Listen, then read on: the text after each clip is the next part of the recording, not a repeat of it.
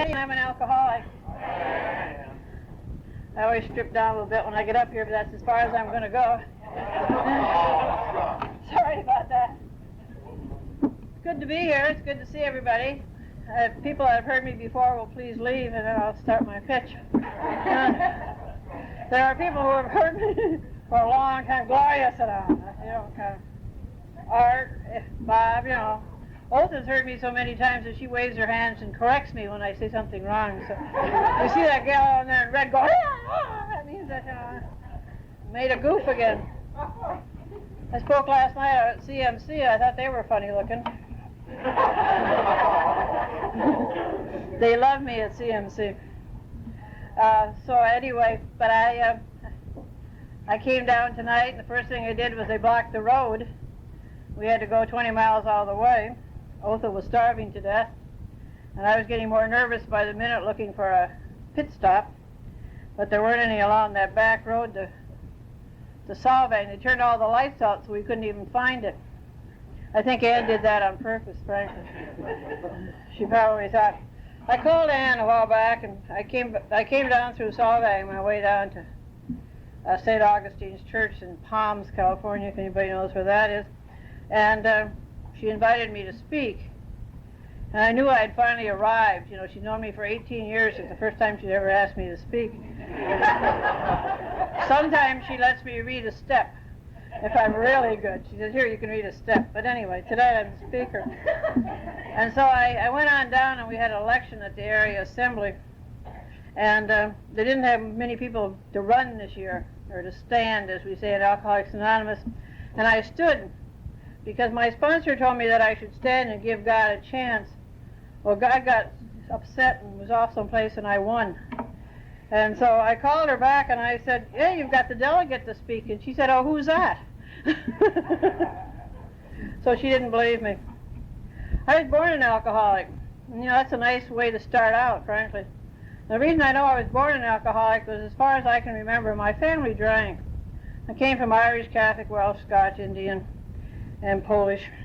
I just added the Polish tonight for the people who hadn't heard me before. And they were just drinkers, and they would have drank as much as I drank at the end, except that they didn't have the opportunity. It was back in the northern part of Michigan in the 30s. I was not born in the 30s. I was growing up in the 30s, but anyway. And I can remember them drinking, and I can remember thinking to myself that I would never drink. Under any circumstances, I would never drink. And most of us have gone through that. I'm surprised at the number of people that come in these days who had parents and uncles and aunts and so forth that drank. And in the beginning, I think we all said we'd never be like that. And because of circumstances and because of the way the money got in the 60s and so, that I drank more than my family ever knew about before I quit. And I was always thinking that when I got as bad as, I would quit. I never drank, I never stole or snaked drinks around the house. And I think probably that they didn't let me. I'm not sure. We didn't have a social type of drinking around our house. And so I had my first drink when I was maybe about 10 or 12 years old, and I went down to my great aunts, and I had a couple of great aunts who were Irish. They were also great Irish. But anyway, they, I was in the northern part of Michigan. It was in the wintertime, and when I went down, my Aunt Annie said to me, Ann, why don't you have a little drink of wine before you go back? Because I took the mail down after school. And it must have been about the time that Prohibition was over, because I'd never seen any wine around the house before that down at my aunt's. And I said, sure, so I had a little drink of wine. And it never occurred to me that I was drinking what my family drank. I didn't realize anything about the first drink or anything. I just knew that it felt good and it warmed me up. And I suddenly had a little change of personality. And so I went next door to my other great aunt. Her name was Aunt Noonie. She was Aunt Nora, but for some reason, I suppose because I couldn't pronounce Nora, she was Aunt Noonie. She was another great aunt. And by God, she said the same thing to me. She said, Ann, why don't you have a little drink of wine before you go home? And I didn't speak up and say, well, thank you, Aunt Noonie, but I have had a drink already. I said, oh, thank you very much, and had my second drink. And if I had had another I would have gone over there and got a third one, you know. And I went sailing home in my little snowsuit and those scarves around your head, you know, and the whole thing. And that was the first time. And they tell me that people who are not alcoholic do not remember those first drinks and those first times you got drunk and so forth. But I remember that, and I didn't remember it for a long time. It came back a while back. And then the next time that I can remember drinking is the one that the old-timers like to hear the story of, and if I skip it, they get annoyed, so I'll have to tell you. And I think I have outgrown this stupid story, but I'll tell it anyway. Tell it again. We were a whole bunch of us girls were out at one of these camp-out things in somebody's cabin out on Lake Michigan in the cold of winter. And we had a pot-bellied stove, and we were playing charades, and we all were wrapped up in our blankets. It was before the days of sleeping bags. So when it came time for me to show off my charade, I leaped out of my blanket, holding an apple in one hand and a geranium leaf in front of me, and that's all I had on. And let me tell you, that geranium leaf didn't, cover any more then than it would now. And there I stood because I'd had too much wine. And I thought maybe when they started talking about it at school the next day that I had goofed up. And I started then, and I was about 14 years old, to control my drinking. And I got on this program 30 years later, and I was still controlling my drinking as far as the public was concerned.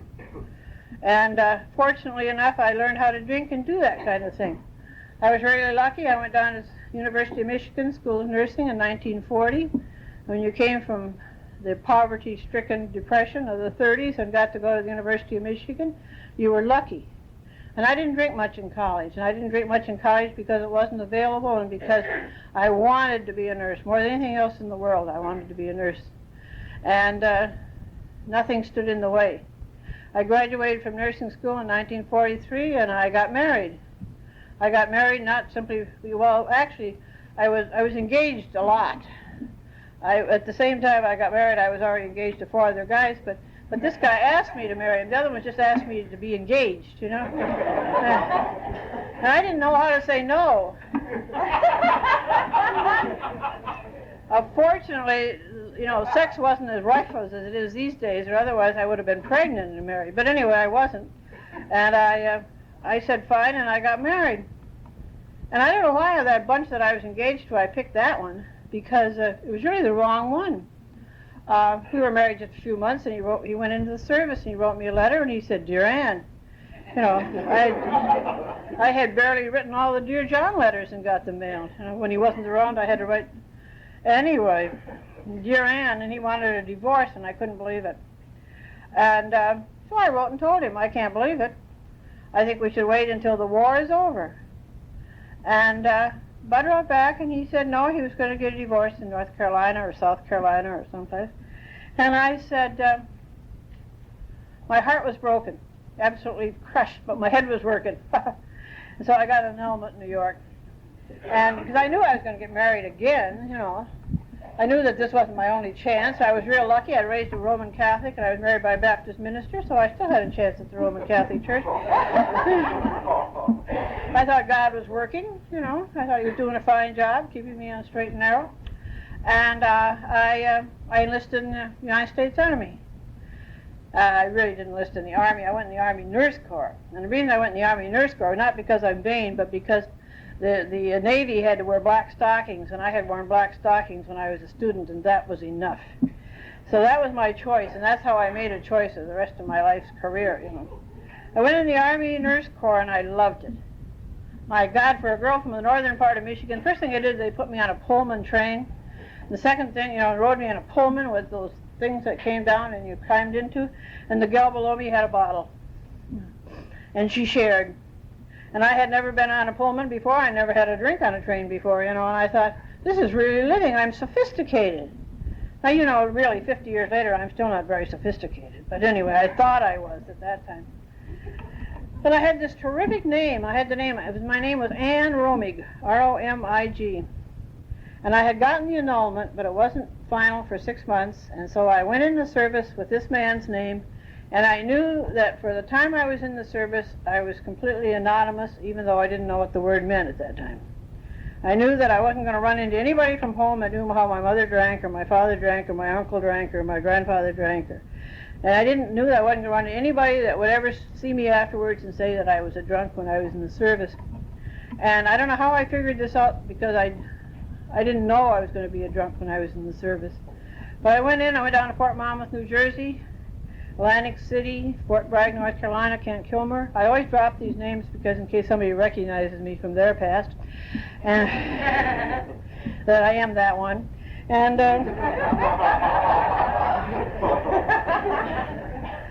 had my first blackout at the Roosevelt Hotel in New York, and I'm going back in April, for a week at the Roosevelt as a delegate. And I'm going to probably walk in the lobby and break into tears,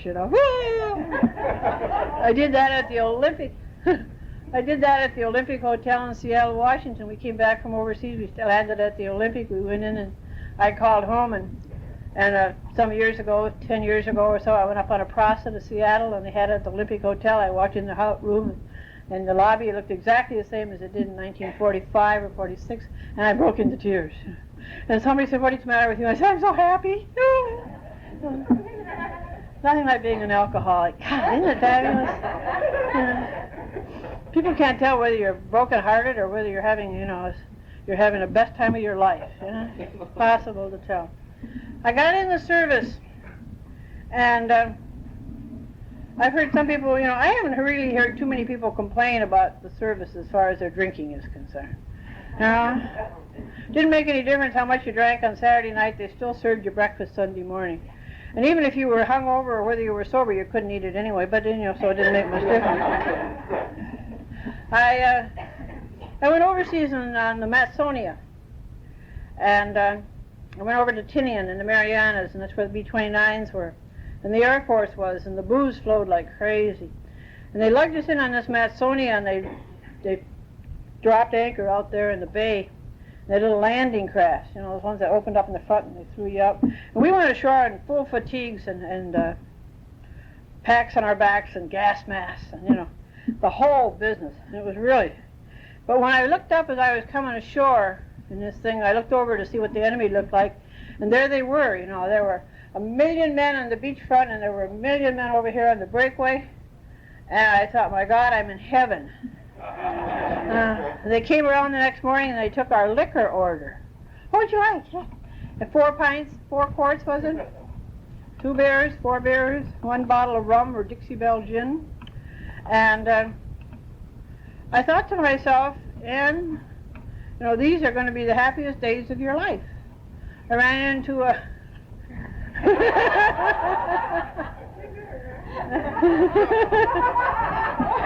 I knew I'd run into one sooner or later. There were 25,000 men and there were 500 girls, and I was one of them. And I don't know how many thousands of miles I was from St. Ignace, Michigan, but I was a hell of a long way. And I've had a bad year this year. I ran into 6 people that were on Tinian. Luckily enough, none of them recognized me. But the other night somebody came up and he said he was a CB on Tinian, and he said, "You ruined our swimming." And I said, "What do you mean you ruined your swimming?" And he said, "Well, the CBs had gone in and they had bulldozed out a swimming pool. And when the nurses came, they made the CBs put their underwear back on." Now, I said, "Well, you didn't have to put it on for me." But we had sort of a straight-laced lieutenant colonel who was leading us, so I guess we put it on for her. Don't get old nurses excited. Anyway, my drinking progressed, and it progressed so easily. It was unbelievable. It was the first time in my life I had been in a situation where there was all the booze that I wanted to drink, and there was all the, that's all I was doing. We were setting up hospitals for the returned veterans from the invasion of Japan. And if you remember, we didn't invade Japan, so we were just sitting there. They were putting up these hospitals, and we were, drinking every night until some late hour, like 9:30, and at night, not in the morning. And we were dancing, and I can't dance, I couldn't dance, but all I want to do is sort of hold you. It was sort of the Tinian shuffle, I took dancing lessons this year. You're supposed to move your feet when you dance. And this dancing teacher kept talking something about a beat, you know. Can you hear the beat? Beat. Can't hear a beat. Can you hear a beat when you dance? Beat, beat, beat. No. Anyway, I didn't know that when I was on Tinian, and I danced all the time. And I had a wonderful time. I went on up from Tinian to the occupation of Japan. I went into Curie, the first Army nurses to go into Japan after they dropped the bomb. And I was the first Army nurse to show up in Hiroshima, or Hiroshima, depending on which part of the States you're from. And there I was, and I was on the edge of history, as it were, and all we were looking for was a liquor store. We were looking for, there was a rumor that they had a whiskey building, it was a Scotch factory, whatever they call them, there, and we were out looking for it. And I was thrilled to be in Japan, and I didn't see much of it. We did run a ward from 7 o'clock at night, 7 o'clock in the morning, and I got my next rating because I was a good nurse. Either that or I was articulate or something or another. But I drank every day in Japan and on Tinian, and I passed out along the way someplace, came to every morning, and it was fine. Unfortunately, General MacArthur had some straight-laced ideas about having all these nurses running around Japan. I think he must have heard about our outfit, but anyway, what he did was, he suggested that we all go home. And so I came home with sort of a thump. I wasn't really planning to get out of the service, and I landed in Seattle, went down to the Olympic, and called my folks, and I went on down to Fort Sheridan, Illinois, and they wouldn't let us re-enlist. They had too many nurses. There's something like 40,000 of us, you know, and they didn't need them in this peacetime service. So I came back, went back to Rochester, New York, and first things first, got another husband, you know. And there was something going on about that time in people's minds. I don't know how many women, you all look so young, were in that category, but we started getting married and we started having babies. I had 6 kids in 8 years, and they just came one after another. And we didn't have much else to do. Yeah, that's it. My husband went back to college, and I worked part-time. I worked all the time, really, and kept having these kids, you know. And we didn't drink for those 4 years. We didn't drink because I think Herb knew that we couldn't partially drink. I think that was the situation. I think he knew better than I that if we started drinking, that we wouldn't be able to, he wouldn't be able to graduate. And he wanted to graduate from engineering school as much as I had wanted to graduate from nursing school. So there wasn't any booze around, and there wasn't hardly any beer, occasionally a bottle of wine, I think. And so it didn't bother me. I got started on Dexedrine.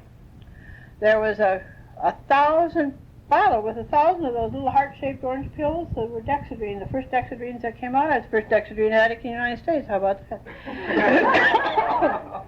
You don't realize how famous I am. Anyway, I didn't even know I had a problem until I came to Alcoholics Anonymous. About 5 years after I got here, people started saying they were addicts, alcoholics. By that time, I hadn't even thought about being an addict, alcoholic, and so I just say I'm an alcoholic. But I did have a little problem with non-addictive pills, including these Dexedrines. And I did not take them because they made me high and they gave me energy and they made me feel good. I didn't take them for that reason. I took them for one reason. I took them because I wanted to be thin. That was 30 years ago and they haven't worked yet. But one of these days I bet they're going to work, huh? I took enough of them, they ought to work pretty soon.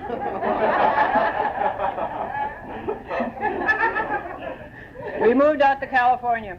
My husband graduated from college, and boy, we wiped the snow of northern New York off our feet. I'm not even sure if I want to go to Montreal in July, to be honest, you know. God, it was so cold in northern New York, and we were so poor. The minute I get cold, I'm poor. And they open that back door, I'll immediately become poor. I just one of those feelings, you know. It would just seem like it was absolutely terrible. So we came out here to Los Osos. We actually came out to Eureka, which is in northern California, and when we got there, we discovered there was still snow. 15th of June, and there was snow along the road. And Herb said, well, I don't think we want to stay here. And I said, no, I don't think we want to stay here. So we came on down, and we took Los Osos because it was halfway between Los Angeles and San Francisco. And, you know, halfway to the other side of the valley, it was in the middle of everything. We never went a place for the next 20 years except up and down the roads of San Luis Obispo. One time we made it to Paso Robles. Yeah. But we were where we had to be in case we wanted to go someplace. That was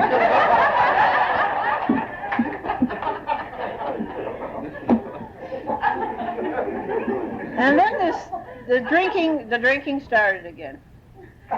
Just this plain old, simple, stupid housewife drinking. Herb drank and I drank. We'd start out in the evening with our beer. That was the first six-pack. And then he would go to his beer that he had hidden under the bed. And I would go to my wine that I had hidden up in the broom closet. And then we would, I would add a little to my wine. I liked the mixed drink. I liked tripenhydrate and codeine with the wine. And poured them in together into a coffee cup and drank. It got you where you wanted to go, right, honey? Yeah. And that was the social part of my drinking. Social.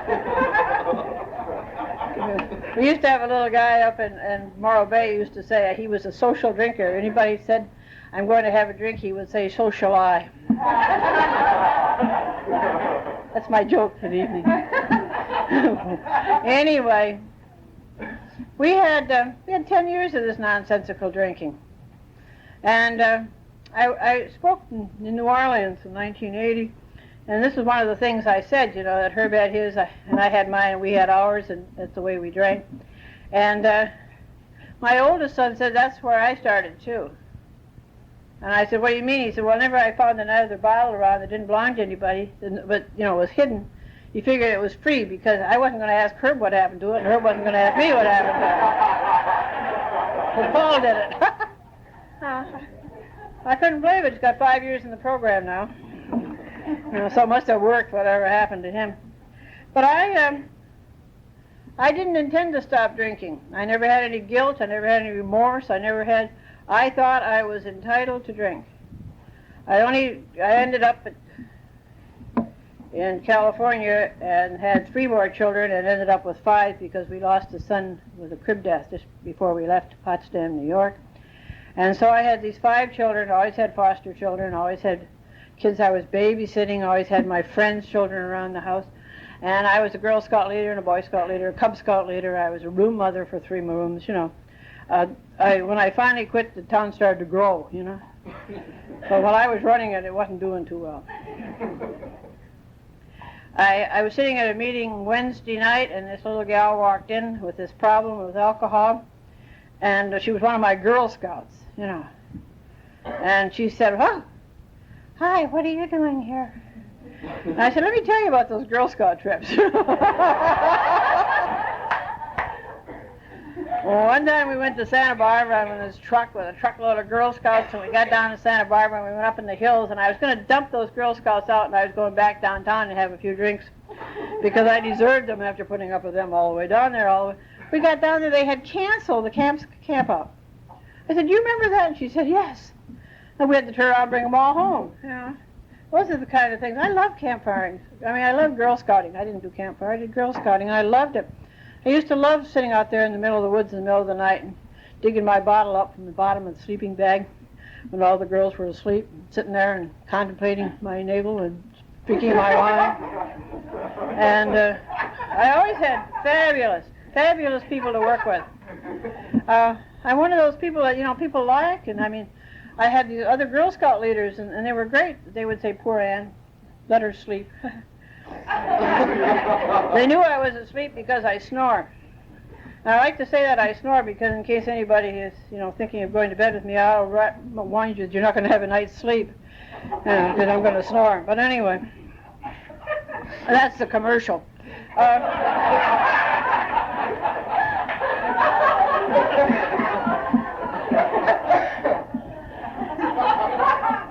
I didn't intend to quit drinking. I had this beautiful, this husband of mine who drank terribly. He drank in public. I drank in private. I drank after I once got started in Los Osos. I never drank more than 2 drinks out in public the rest of the time I was there for the 10 years. My husband was an engineer with Division of Highways, and he was an honest citizen. He drank at home, he drank in bars, he drank any place he could drink, he drank in the truck, he drank on the job, but not me. I just drank at home in the privacy of my own house. I was out a lot in the evening, and I would have 2 drinks, and everybody would say, "Isn't that wonderful? Isn't Anne great?" You know, I thought I was great. I figured if you have 2 drinks out, you're great. One time I got out, and somebody bought me the 3rd drink. You know, that was the end of it. I was there at 2 o'clock in the morning, vomited all the way home, crawled on my hands and knees to the toilet. You know, but I could not turn down these free drinks. Alcoholics are people that, you know, they put these drinks in front of you. Everybody said, "Oh, we've never seen Anne at a bar," so they bought me a drink, and I had all these drinks lined up. Now, you know, if you think you have too many drinks lined up, you don't have to drink every one right down the bottom. Oh, yes, you do, don't you? All the ladies are nodding, yeah. Yeah. I heard a gal today on a tape, and she said, what was it? She said, "Did you drink with people? Did you share your booze?" Was that it? What did Holly say? Anyway, what she said was that if you're drinking her booze, she drank alone. If you're drinking your booze, she'd drink with you. That's the way I didn't know enough to do that. I ran up horrendous grocery bills at the grocery store, and I would blame it all on poor Herb, you know. I mean, everybody knew how he drank. And Carp would say, "Ann, I have to have, you know, a little more money on this $300 bill. 98 cents isn't going to do it." And I would say, "Carp, I'm doing the best I can." And one time I told him I owed him $1,160. Can you believe that in the grocery bill? This guy was a drunk, you know, he shouldn't have let me do that. I had to go down after I got sober and pay him off, you know. By that time I'm sure he had written it off as a bad debt, and he got it twice. But anyway, that was his problem, not my problem. So he followed me up to school one day, which was a dirty trick, because I never went in the store when he was there. When he was at the Elk Club is when I went into the store and charged my groceries. Anyway, he followed me up to school, and he said to me, "Ann, I have to have some money on this bill." And I said, "Carp, I'm working, and I will certainly see that you get my next check entirely." My next check was $9.80, and the grocery bill was $1,200 and something. But I was honest. I was willing to give him the whole thing. It never occurred to me to quit drinking. Every time that Herb quit drinking, and he did it towards the end, as people do, I would go along with it, because I knew it wouldn't last very long. You know, it wasn't a question of being dry forever, because I mean, he was only going to get better and go back out, and he did, poor guy. And they called me from the hospital the last time he was in, and Dr. Middleton said, "You know, if this man goes back to drinking, he's going to die." And I said, "Well, how are you going to stop him from drinking?" And he said, "That's up to you." I didn't know much, but I knew I didn't have any control over somebody else's drinking, I'll tell you that. So anyway, we continued on. Our 16-year-old son was killed in a car accident in 1964, a week before Christmas. And I suddenly gave up all these outside activities. I gave up the scouts and the room mother business and the whole thing. I didn't give up the booze, and I didn't give up the drinking. And it just progressed. I was writing the great American novel. You know, most of us write the great American novel while we're drinking. And I was writing away and drinking. And one night in August, Herb came down the corridor. We have sort of a long hallway, and he stood behind me, and I was sitting in my chair with my drink and my coffee cup as usual. And the kids were in bed, and I was pretending that everything was normal. And he said, "Why don't you come to bed?" Well, you know, by that time, going to bed was an absolutely useless playtime, I'll tell you that, you know. It was hard on him, it was hard on me, or it wasn't hard at all, for, you know, the truth is known. But anyway, I don't know how I got into that one, but anyway.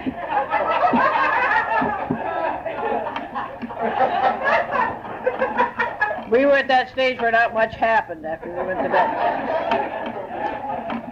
And I said, "I'll just be there in a few minutes."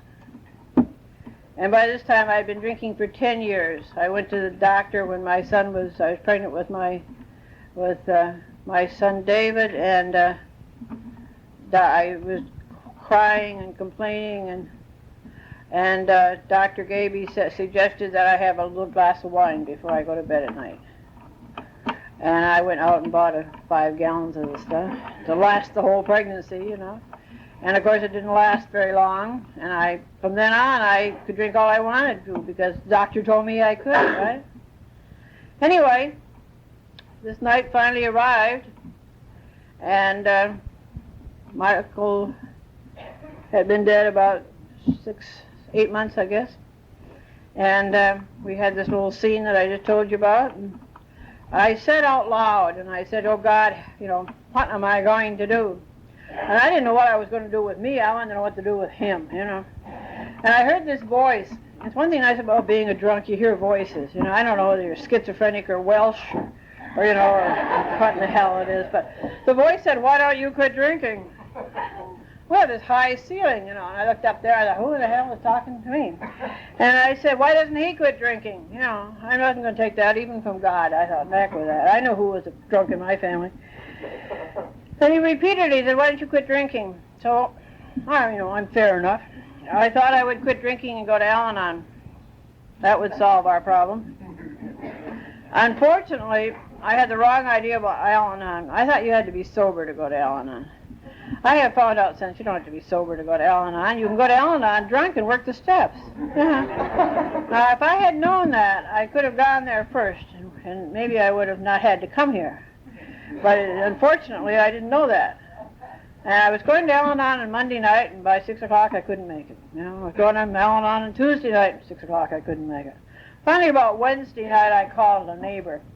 And my neighbor had a handsome, intelligent, charming husband who I thought was on the program, and I figured he could take me along with him to the meeting. And instead it was her. She was a real bitch. She said, I'll pick you up.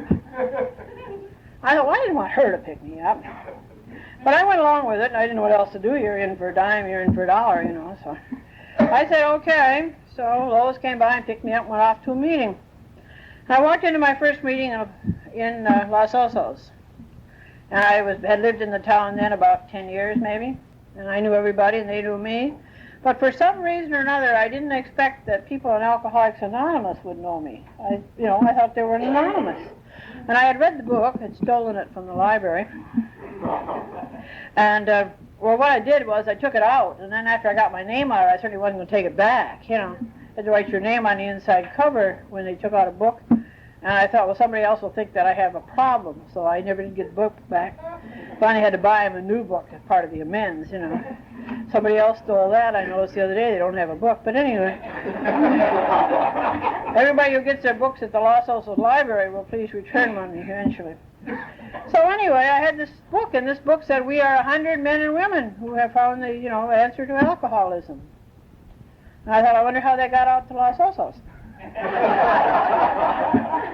I walked into my first meeting, and I found out that, there were 12 men and women, and they were all neighbors, for God's sake, And they said, hi, Mrs. Sale, what are you doing here? I tried to pretend I was there for the Girl Scout meeting. The Catholic daughters, something besides what I was really there for, I guess. And they didn't tell me I wasn't an alcoholic. I was waiting for them to tell me I wasn't an alcoholic. I was waiting for them to say anybody who is as great as you are cannot be an alcoholic. They didn't say that. I was waiting for them to say anybody who does as much as you do for the community. I just won the Outstanding Girl Scout Award for the year, for God's sake. Didn't they know that? And these alcoholics don't know things that go on out there in the normal world. They didn't realize how much I was doing for the good of the community. They knew that if I got into an AA meeting, I was probably a drunk. For those people who are new here tonight, if you got into this meeting, you probably have a problem. Because very few social drinkers show up in Alcoholics Anonymous, wave their hands in the air and say, hi, I'm Ann and I'm an alcoholic. So anyway, I stuck around. I stuck around for about 8 months. And my husband kept drinking more and more, and he kept breaking his arm and doing this and that. He finally fell in the living room one Saturday evening. He broke his hip. He went into DTs in the hospital through a pulmonary embolism, and he died 1 week afterwards. I'd been on the program for 8 months, hadn't learned a damn thing. All I knew was that I got out of the house 3 days a week and went to AA meetings, and I didn't drink.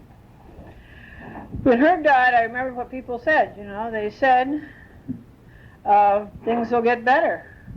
I couldn't think of anything else that was any better. By that time, I wanted him out. I didn't want a husband. I was writing to my sponsor saying, what am I going to do with this man? And she would say, like sponsors say, don't make any emotional changes for the first year. And so God did it. And he whisked him away. And so for the second time, in 15 months, I walked down that aisle at St. Timothy's Church following a casket, the incense burning and the candles burning, and everybody thought I was fabulous. And I thought I was fabulous. And then I discovered that when people die and they work for Division of Highways, people send you checks. They send you insurance checks and 6-month ward checks and vacation checks and Social Security checks. I was rich. And I thought, my God, isn't God wonderful? I'm rich. And they took the airplane out of the living room, which was sort of nice. We had this airplane, this Stinston station wagon. It had huge wings, and they were across the back of the living room. We have a huge living room, too. And it was sort of nice the last few months because we were redoing it, so you could drink wine, drink beer, and sniff glue all at the same time.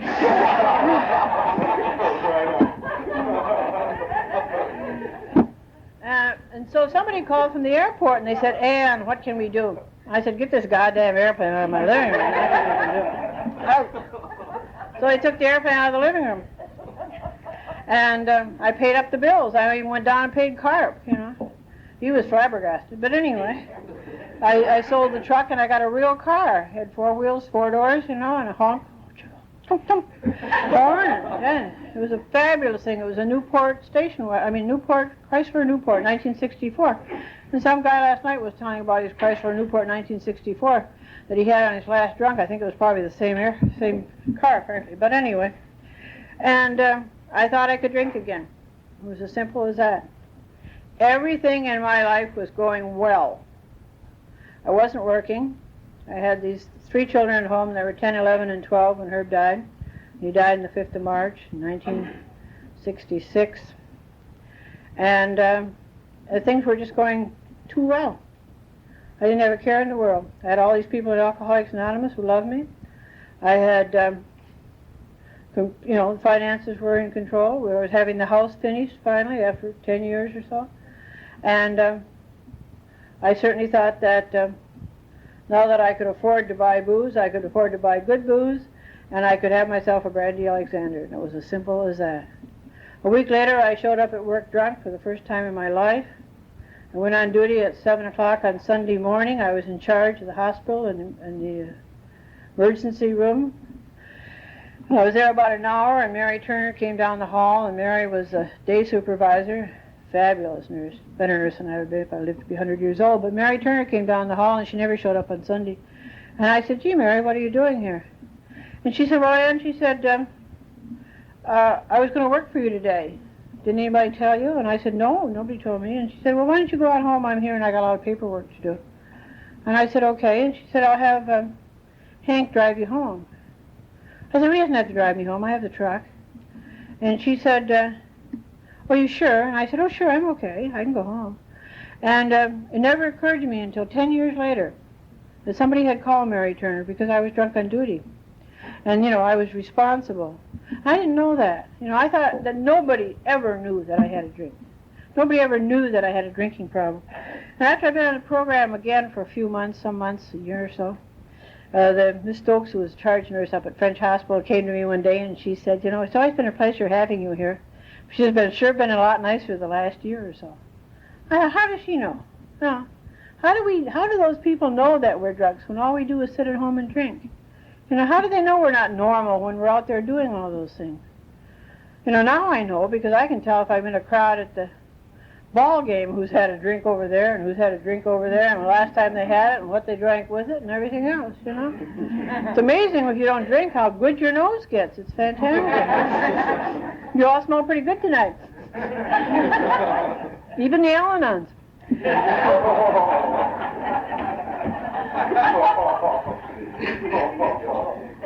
I told the gal down at the restaurant we didn't need those little glasses of wine that they would come out with, down there. So she gave us ice cream instead, but she charged us for it. I think we should have made a trade myself, but that's beside the point. Anyway, I crept back to Alcoholics Anonymous because there wasn't any place else to go. When I came back the second time, which was actually the third time, but the first time was only because I went with her. It was actually my second time. I wasn't the least bit pleased about the whole thing. I think retreading on Alcoholics Anonymous is one of the hardest things to do. First time I came on the program, I thought everybody was fantastic. When I came on the second time, I knew that there were feet of clay all over the place. Some people who gave a great AA pitch sold their friends bad automobiles, And there were car salesmen on the program, for God's sake. you know.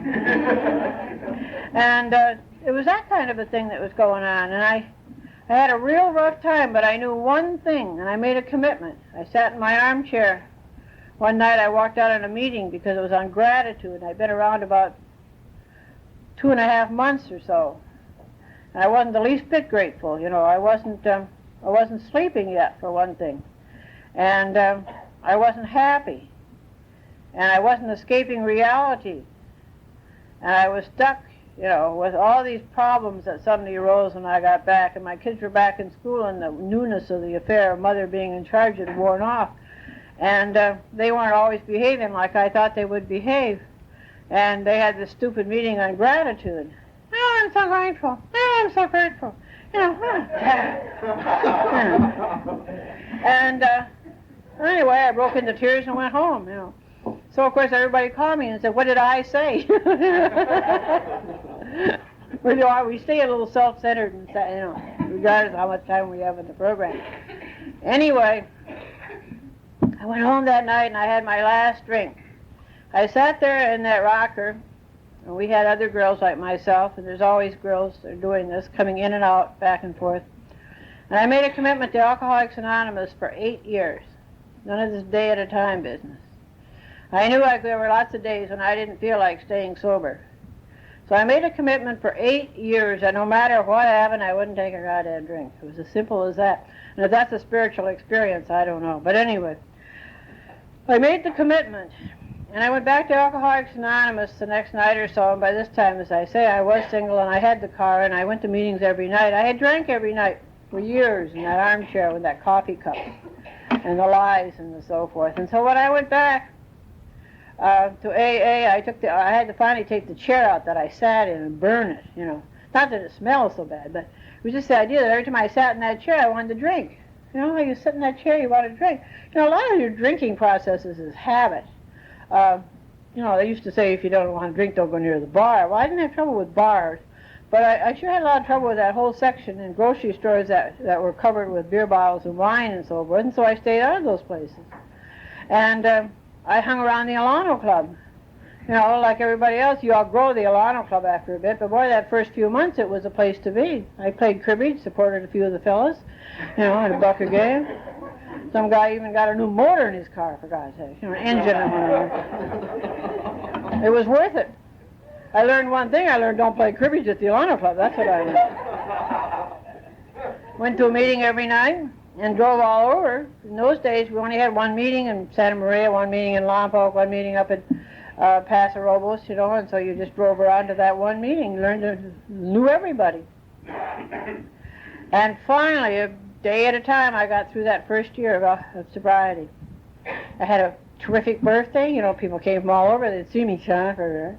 And all these people came, and I remember the few that didn't come. But 18 years, and I can name them for you. Some of them died because they didn't come. And so I got through that first year, and then I started sitting around thinking, is this all there is? You know? What the heck? I had a goal. See, I had a goal for this 1-year birthday and that cake, and everybody's singing, you know. And when I reached that goal, I didn't have anything else. You know, who wants a goal of 2 years for that? You know. I finally, somebody said something to somebody, you know, what'll I do now? And they said, why don't you try working the steps? Working the steps? I wasn't ready yet, you know. Well, maybe 3 years I'll work the steps. First year I was still learning people's names. So I looked at the stupid steps. And I had read the steps, and I had read the book. Now this thing in here, you know, this thing down here tells you the whole thing. You don't have to listen to me for an hour. You can read what it says up here in front, and you can go home and stay sober. But actually what happened was that there were the steps. And I had it memorized, you know. If you're new around, been around for 6 months or so, you got that part of the 5th chapter memorized, you know. Oh, rarely have we seen a person fail. A, B, C, you know, you get down to the end. What comes next, huh? The next thing it says, now that we're at the beginning of step 3, and we're self-centered, and, you know, and also little other things. And I said, well, at the bottom of chapter 5, what we read, if it says now we're at the beginning of step 3, what happened to steps 1 and 2? Let's go way back to the 3rd chapter to find step 1. Step 1 says we have to admit to our innermost selves that we are alcoholics. This is the first step in sobriety. You know, I didn't mind admitting to you I was an alcoholic. You know, you're a bunch of alcoholics yourself, you know. But when I got home at night, I wasn't sure inside that I was really an alcoholic. I thought after 8 years I'd go out and have a party. And I went way back to chapter 3, and it said you have to admit, people, you know, we are bodily and mentally different than other people. Well, you know, not me, maybe you. You might. Maybe those guys last night were a little bit different, you know. But I thought, I don't think this program is for me. But as long as I'm committed to this thing for 8 years, I might as well read the steps over. So I finally got through. I didn't have any trouble turning my will or my life over to the care of God, making a decision to turn it over. I didn't really turn it over. I finally turned it over about 6 months ago, maybe 9 months ago, maybe a year ago. I don't know, but it took me a long time to do the paperwork and step back. Isn't that stupid? The footwork at Alcoholics Anonymous, you know, we do this time after time. We apply for college, you know, we get our clothes ready, we tell our friends we think we're going to college, and then we can't wait for God to decide which one is going to accept us. We start nagging. Finally God said, you know, same living room, same thing. He said, "Hey, Andy, stop nagging, huh?" I said, "I'm just telling you what I want you to do." I had a terrible time with the 4th step. I came on this program and I didn't know I didn't have any inventory to take. I didn't have anything wrong with me. How can you take an inventory if you're perfect? I was under the illusion that I had spent all these years drinking because I had to. He had these 5 kids and his drunken husband and his unfinished house and these 3 dogs and 2 horses and 25 chickens. At infinitum, you would have drank too, you know. And so I had a rough time with the 4th step. I finally took a 4th step after I'd been around for a while, and it wasn't very nice.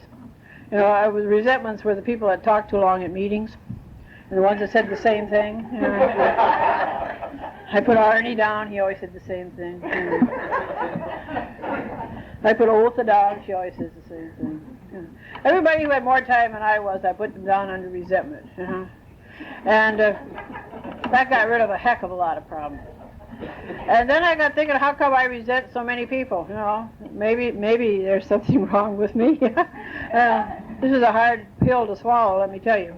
But I managed to get through. I got through finally sat down, and I sat in the middle of my bed. I don't know how you're going to take the 4th step, but I'll tell you how I did it.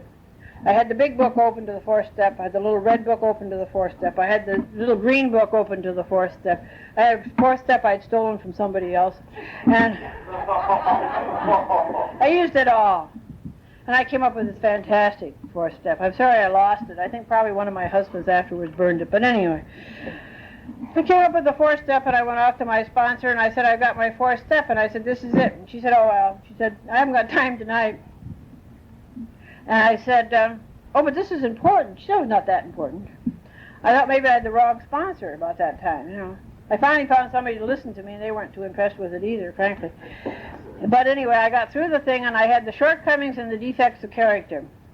Now, I spent a few years on shortcomings and defects of character because I was trying to sort them out into their proper piles. Which are the defects and which are the shortcomings, you know. I didn't want a mistake and do a shortcoming on the wrong step or a defect left over on the humble step, you know. And so I sorted them out, and I sorted them out, they wouldn't come out, and finally, unfortunately, I read something that Bill Wilson said. And somebody said to Bill, "How come you use shortcomings in one step and defects of character in the other step?" And he said, "Well, they're both the same." He just didn't want to use it twice in the same step, you know, 2 steps. And I thought, Bill Wilson, I'm glad you're dead. Because you know, otherwise I would have argued with him. How can he do this to me? So I'm finally working on the defects of character. Gloria will be glad to hear that. And the shortcomings and so forth. And I found out now that I can work on those the rest of my life. Isn't that fantastic? You know, they never get very buried very deeply. A good 4th step will give you a whole list of defects of character. Intolerance, dishonesty, you know, self-centeredness. And then over here they're talking about things like humility. I'll never get to humility. I don't even, I have a little trouble with it when they bring it up at a meeting. I pretend I'm asleep. And I had to start out and make amends. And I had a lot of trouble with amends because I didn't know how to make amends to this husband that died on me. Not the one that escaped before, but the one that died. And so I went to, you go to enough meetings, you hear what you have to hear.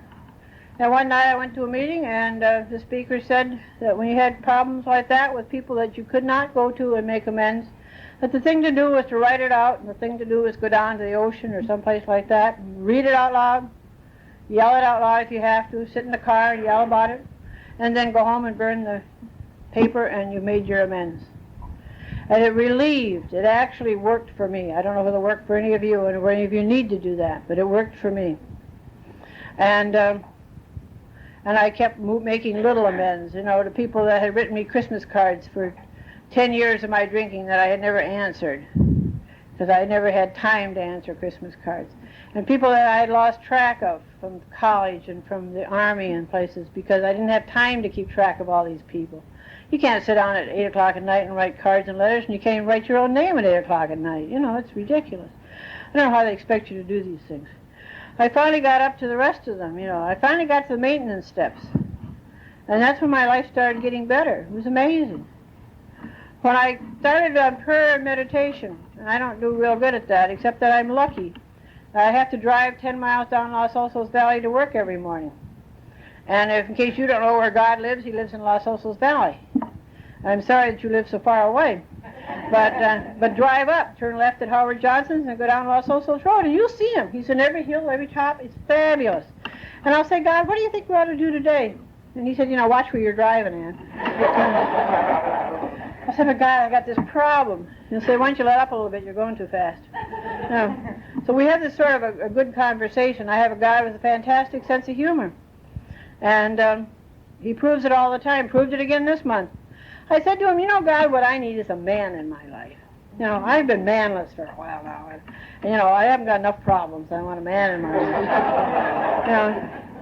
So God said, no, Ann, you don't want a man in your life. I said, I need someone to take out the garbage, Tired of bringing up the garbage. Someone to turn on the heat in the morning, plug in the coffee. He answered my prayers, let me tell you. My 29-year-old son came home to live. He said, Mom, can I come home? And I said, sure, hon, come on home. Thank you, God, for everything. This goes on and on like that. I married on the program again. I caught a guy between the first and second step when he was powerless over alcohol and before he got restored to sanity.